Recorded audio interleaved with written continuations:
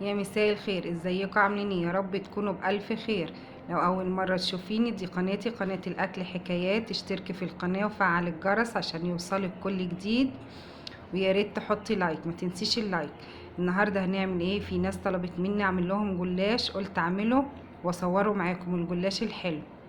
جبت اول حاجة هنعمل الشربات. هجيب دول 6 كوبايات سكر، يعني حوالي كيلو ونص سكر، عشان انا هعمل كمية. طيب انت هتعملي بالكوباية، كوباية سكر ليها قد ايه مية؟ ليها كوباية ونص مية وعصرة ليمونة، كوباية ونص مية وعصرة ليمونة، ومعلقة عسل كلوكوز. طب انت ما عندكيش عسل كلوكوز، خلاص مش مشكلة، ما تحطوهوش. عندك عسل نحل، حطي معلقة عسل. ما عندكيش، خلاص اكتفي بالليمونة. اول ما يبدأ تحطي ويبدأ يغلي، تعصري الليمونة وتسيبيه لمدة 10 دقايق، من 10 ل 12 دقيقة. طب انا حطيت قد ايه؟ حطيت زي ما قلت لكم 6 كوبايات سكر، عليهم 9 كوبايات مية وعصرة ليمونة كاملة، وهحط 4 معالق عسل كلوكوز. طب ايه فايدة عسل الكلوكوز؟ ما بيسكرش الشربات، وبيخلي الجلاش مهما يفضل عندك يقعد زي ما هو، كأنك لسه عاملاه، ما بيحصلش فيه حاجة. وبيحافظ على ايه؟ على السكر بتاعه، ما بيخليهوش مسكر كده. انت مش لما تجيبيه من بره من عند بتاع الحلويات، تقولي الجلاش كده او الكنافه او البسبوسه طعمها حلو، بس مش ما فيهاش السكر الزياده. ليه؟ لان عسل الجلوكوز بيظبط السكر معاكي، وبتفضل زي ما هي. هاجي كده احط عسل الجلوكوز واسيبه يغلي من 10 ل 12 دقيقة، بس كده. زي ما انتوا شايفين انا طبعا حاطه سكر تموين. عندك سكر ابيض، اي سكر عندك اعملي بيه الشربات، مش مشكله في الجلاش. هسيبه يغلي كده على في الاول، وبعد كده ههدي سنه النار عليه واسيبه لمده 10 ل 12 دقيقة. هجيب كده نص كيلو. عندك مكسرات، زي ما انا جايبه كده، جوز هند على زبيب على فول سوداني، كله مجروش على بعضه. انت حابه تحطي مكسرات حطي اللي انت حباه، لكن ده نص كيلو مكسرات، اللي هو زبيب على جوز هند على فول سوداني. حط عليهم ايه؟ هجيب معلقه عسل جلوكوز، واحط عليها حبه ميه خففه شويه، واحطه على ايه؟ على الفول السوداني ده. ليه؟ طيب عشان خاطر لما احشيه في الجلاش ما يبقاش كده ايه، مفرول معايا ويقع منك من الحشو.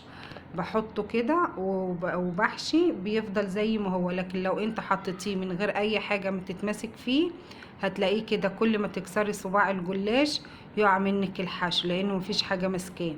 لكن معلقة العسل الجلوكوز دي هتمسكه. طب برضو ما عنديش معلقة عسل جلوكوز، هتاخدي معلقتين من الشربات اللي انت عملتيه للجلاش، وهتقلبيهم كده تقليبة حلوة، وهيبقى زي الفل مفيهوش اي تغيير. او معلقة عسل نحل برضو تخففيها بمعلقتين مية وتحطيه، برضو مفيش مشكلة.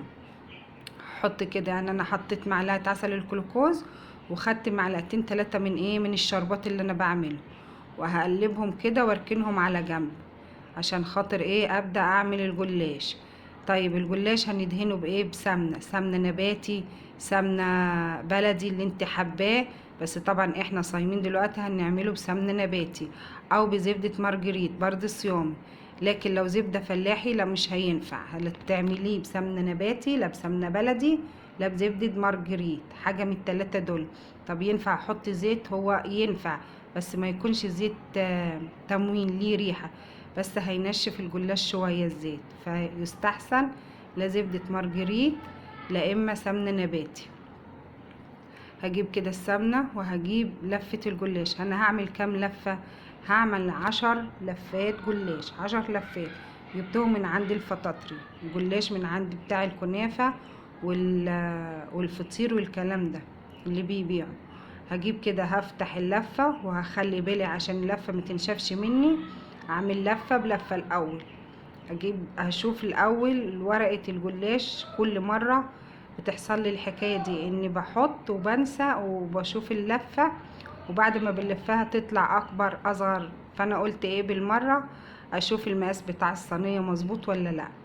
حطيت اللفة كده وظبطتها على الصينية اللي هو الصاج، وهدهن كده دهنة سمنة، وهدهن ورقة الجلاش بالسمنة، كل ورقة دهنها دهنة سمنة، واحط الورقة التانية اللي بعديها.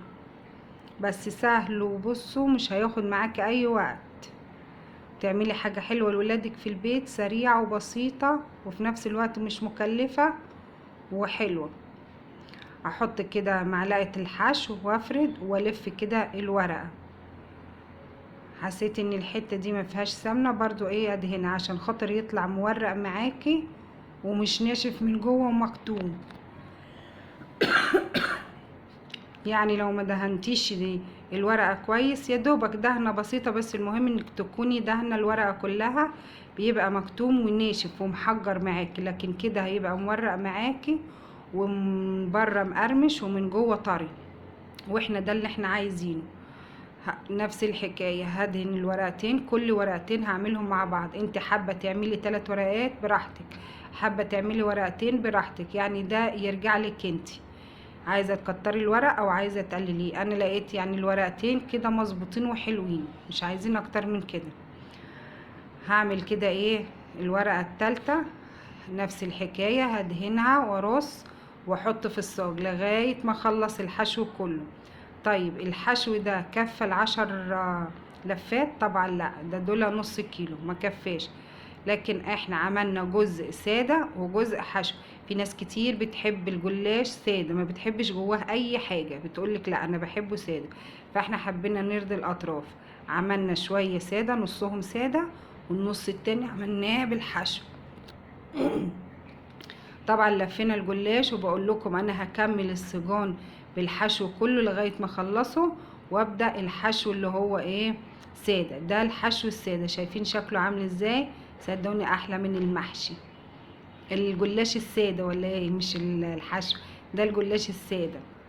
هجيب كده الورقه، بس انا ما كنتش واخده بالي ان الكاميرا مش جايبه الجلاش بالظبط، انا هعدلها دلوقتي معاكم.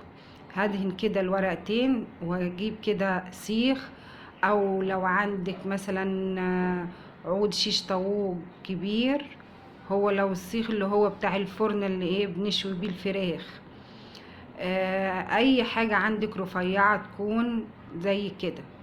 انا عندي السيخ بتاع الفرن نضيف وحلو، وجبته. هتلف الورقتين عليه وهتضغطي من الجنب ده للجنب ده اهو، بصوا زي ما انتوا شايفين كده، هضغط لغايه واكشكشهم مع بعضيهم، وهرجع اطلعهم كده من السيخ، وهحط في الصينيه داير ما يدور، هلفها كده داير ما يدور لغايه ما اخلص الصينيه كلها زي كده بالظبط، لغايه ما تطلع لي التدويره في النص كده صغيره. سهله وبسيطه وبتدي شكل جميل، وبعد ما بيستوي بيبقى حلو خالص خفيف. ولو انت مش حابه الحشو متعملوش، او لو انت عايزه تعملي مثلا لفه جلاش لولادك، ومثلا بالليل طلبوا منك حاجه حلوه وعندك لفه الجلاش، ما عندكيش مكسرات ما عندكيش فول، ممكن تعمليه برضه هيعجبهم، مفيش فيه اي تغيير. فيعني سهل وبسيط ومش مكلف خالص. خلاص انا خلصت الكمية كلها وكنت مغطياها. انت اول ما تعملي الصاج تغطيه عشان ما ينشفش ويحجر منك. هتيجي كده هتدهني الجلاش بالسمنة من فوق عليها وهتسيبيها، وبعد كده ترجعي تسخني الفرن. تسخن الفرن على كام؟ على 180. هنحطه في الشبكة اللي في النص عشان خاطر يستوي معانا ويحمر معانا ويطلع زي الفل. هدهن كده دهنة السمنة عشان يديك اللون الحلو، وبعد كده هندخله في الفرن زي ما قلت لكم، الفرن على 180. هنحطه في الرف اللي في النص لغاية ما ياخد معانا اللون اللي احنا هنشوفه دلوقتي، وهنطلعه. طبعا انا هقطع السجان كلها واحضرها، وهبدأ ارص على طول واسوي في الفرن.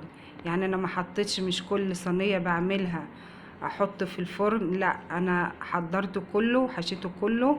وطبعا تينا حشت معايا وعملت معايا، كانت شاطرة وأمورة وخلصتهم معايا، وبعد كده حطيناهم في الفرن ورا بعضيهم.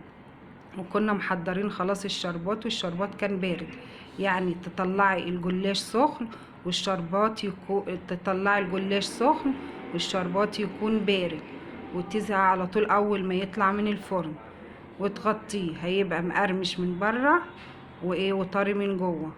طيب لو انت حابه الجلاش طري خالص من بره ومن جوه، بتعملي ايه؟ هيبقى الجلاش سخن والشربات سخن الاتنين مع بعض.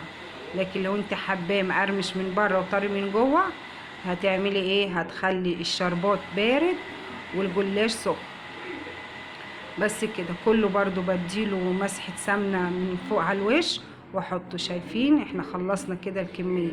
هاجي كده بالشربات زي ما قلت لكم. على فكرة انا عملت كمية شربات تاني بعد ايه، بعد الكيلو نص، يعني حوالي عملت 2 كيلو سكر.